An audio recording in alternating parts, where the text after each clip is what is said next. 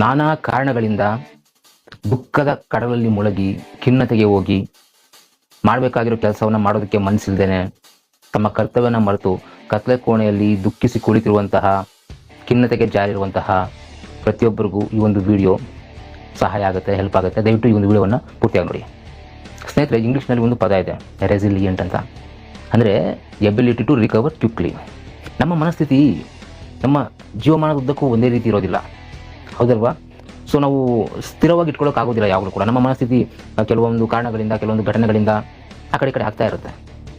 ಈಗ ಕೆಲವೊಬ್ಬರು ಜೀವನದಲ್ಲಿ ಕೆಲವೊಂದು ಘಟನೆಗಳು ನಡೆದಿರ್ತವೆ.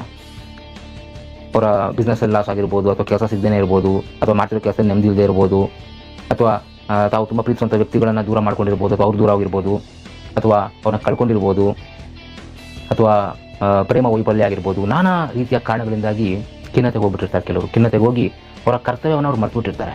ಸೊ ಅಂಥವ್ರಿಗೆ ಒಂದು ವಿಡಿಯೋ ನೋಡಿ. ಈಗ ಡಾಕ್ಟರ್ಸು, ಸರ್ಜನ್ನು, ಓಕೆ, ಸೊ ಅವರು ಪೇಷಂಟ್ನ ಪ್ರಾಣ ಉಳಿಸ್ಬೇಕಂತಾನೆ ಆಪ್ರೇಷನ್ ಮಾಡ್ತಿರ್ತಾರೆ, ಓಕೆ, ನಿಜವಾದ ಡಾಕ್ಟರು.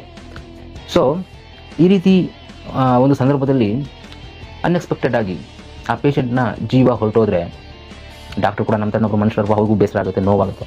ಆದರೆ ಆ ಒಂದು ನೋವನ್ನು ಅವರು ಹಾಗೆ ಕ್ಯಾರಿ ಮಾಡ್ಕೊಂಡಿದ್ರೆ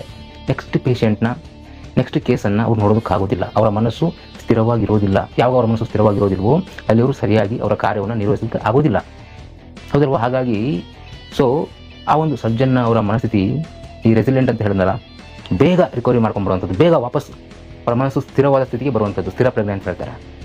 ಹಾಗೆ ಬಂದಾಗ ಮಾತ್ರ ಅವರು ನೆಕ್ಸ್ಟ್ ಕೇಸನ್ನು ನೋಡೋಕ್ಕಾಗೋದು, ಅವರ ಕರ್ತವ್ಯನ ಸರಿಯಾಗಿ ನಿರ್ವಹಿಸೋಕ್ಕಾಗೋದು. ಅದೇ ರೀತಿಯಾಗಿ ನಮ್ಮ ಜೀವನದಲ್ಲಿ ಕೂಡ ಸ್ನೇಹಿತರೆ ಅಂಥ ಒಂದು ಸಾಮರ್ಥ್ಯವನ್ನು ನಾವು ಬೆಳೆಸ್ಕೋಬೇಕಾಗುತ್ತೆ. ಫಾಸ್ಟಾಗಿ ರಿಕವರ್ ಆಗಿಬಿಡಬೇಕು. ಈ ಪ್ರಪಂಚದಲ್ಲಿ ಏನಿಲ್ಲ, ಯಾವುದು ಶಾಶ್ವತ ಅಲ್ಲ, ಯಾರು ಇಲ್ಲೇನೂ ಶಾಶ್ವತ ಇರೋದಿಲ್ಲ, ಯಾವ ಪರಿಸ್ಥಿತಿನೂ ಶಾಶ್ವತ ಅಲ್ಲ. ನಾವು ಬದುಕಿರೋ ತನಕ ನಮ್ಮ ಕರ್ತವ್ಯವನ್ನು ನಾವು ಮಾಡಲೇಬೇಕಾಗುತ್ತೆ, ಹೌದಲ್ವಾ?